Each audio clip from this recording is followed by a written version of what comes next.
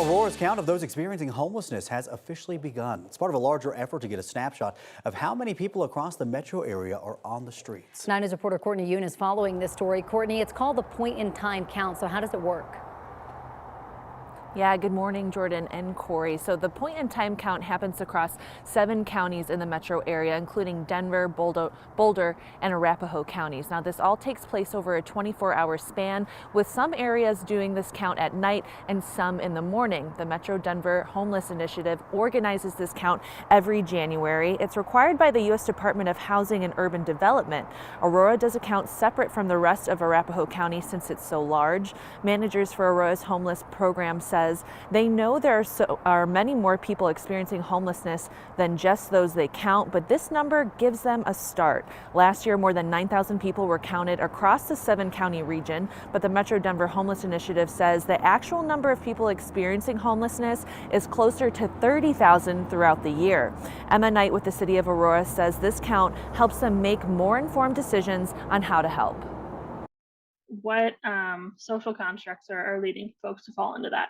Which populations of people are we seeing more? And then we can make more policies and more decisions based on that specifically, because we're finding out a lot of things about folks staying out there. Aurora's count started at 6 o'clock this morning, but it will take some time for them to compile all the numbers. Knight says that they'll get their final point-in-time counts from HUD in about 8 months or sometime in October. Jordan, Corey. All right, Courtney, thank you. Right now, people in the foothills town of Indian Hills are going on day 6 without clean drinking water. Temporary fixes have some water running, but now they're worried about what's in that water. They lost water because of a leak, but the town still doesn't know where that leak is. The water district just put out a water station, and the water is temporarily back on in some homes, but with a warning. It has nitrate levels higher than the maximum containment levels allowed, and people say they're not sure what to do. When there was clarity that there were nitrates in the water, it would be great if we could have some sort of very clear, non-technical information about what to do with that. Do we boil the water? Do we not boil the water? The Colorado Department of Public Health and Environment says as long as the water is boiled, it's safe to drink, with a few caveats. It's not for kids 6 months or younger. You can't use it in baby formula. You should only boil it for a few minutes. The department says if you boil it for an hour or more, it will actually increase the nitrate level. The Indian Hills Water District will not tell us when they expect everything to be back to normal. This morning, a DU basketball star is facing new lawsuits over a deadly crash last year that killed an Uber driver and hurt her passenger. Goen Porter Jr., brother of Nuggets player Michael Porter Jr., is facing criminal charges for the crash a year ago today. He is accused of driving drunk. The husband of the driver who died and the injured passenger are now suing Porter and the Crimson and Gold Tavern near the DU campus. Investigators say that Porter drank there before the crash. The lawsuits claim they served him even though he was visibly drunk. We tried to get in touch with the tavern's owners about the lawsuit, but have not heard back yet. Porter is due back in court next month in the vehicular homicide and assault case. Colorado's Republican House Minority Leader could face a second no-confidence vote today. Mike Lynch survived a vote yesterday when it tied 9-9. Lynch told a talk radio host that reports on his drunk driving and weapons arrest are a hit job, that Jesus has forgiven him, and that he was carrying a gun while driving drunk because he works in Denver. Lynch was arrested back in 2022 outside the legislative session, driving between Fort Collins and Wellington. It was first reported by the Denver Post last week. CSP video shows Lynch asking a state trooper to keep his arrest quiet. He says that talking about his arrest once it leaked is leadership, and he's doubling down on his decision not to even tell his Republican colleagues before they elected him. If I believed that this event, which occurred outside of this building, outside of this session, had an impact and was detrimental to my ability to perform this job, I would gladly step aside.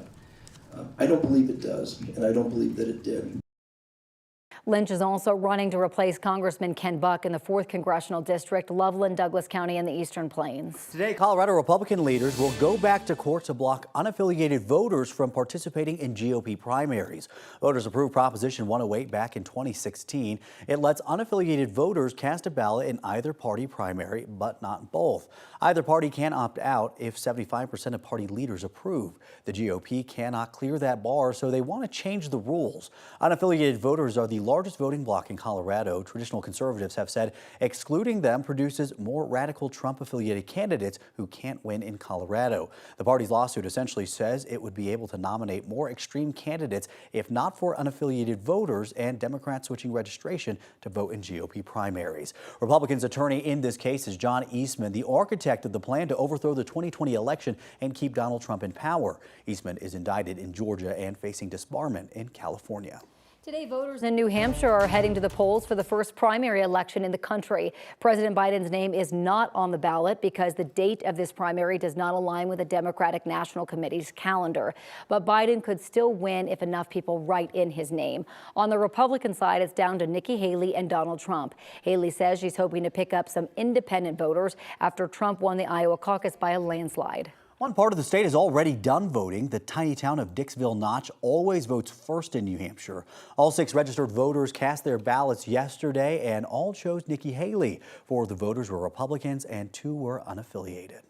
A new Supreme Court decision is putting more pressure on Congress to agree on an immigration plan. The justices ruled that Border Patrol can remove razor wire along part of the Rio Grande River in Texas. The wire was part of an initiative to stop people from crossing into the U.S. A new effort says the entire effort has cost about $10 billion over the past 3 years. Leaders in Texas say something needs to change. Your schools everywhere in Texas need this kind of attention. Roads all through Texas need attention. Our hospitals, our infrastructure. It's not only affecting the communities here, it's affecting people into the interior of the United States. The Biden administration is suing Texas to stop its border efforts. It argues immigration is a federal matter. Right now, the Senate is trying to negotiate a border security bill, but they can't agree on how to pay for it. It is 6:08, and right now there are 2 proposals for a pause in fighting between Israel and Hamas, but neither seem to be gaining any ground. Hamas proposed a permanent ceasefire and trading Israeli hostages for Palestinian prisoners. Israel rejected that. On the other hand, Israel is proposing a 2-month pause in exchange for all the hostages. Hamas says it won't accept anything less than a permanent ceasefire. And new overnight, 21 Israeli soldiers were killed in the Gaza Strip. It is the deadliest day for soldiers since the fighting began. In total, more than 25,000 people have been killed in Gaza. This morning, at least 75 people are dead from winter storms all across the country. At least 30 of those deaths happened in Tennessee, which is more than anywhere else. States from the Midwest to the Southeast have been hit with freezing rain, ice, and snow, with more on the way. It's starting to warm up in the South, which means no more snow, but a risk of flooding as heavy rain heads that way. Right now, San Diego is under a state of emergency after a huge rainstorm. Roads are pretty much rivers right now. This was the 3rd day of rain since Friday, and it's already the wettest January ever on record in San Diego. And as far as our weather goes, we do have a few clouds around the area over northeastern Colorado, so a few snow showers, rain showers earlier, but now we have temperatures in the 50s and the 40s over the northern Front Range today, and we'll see that with mostly sunny skies.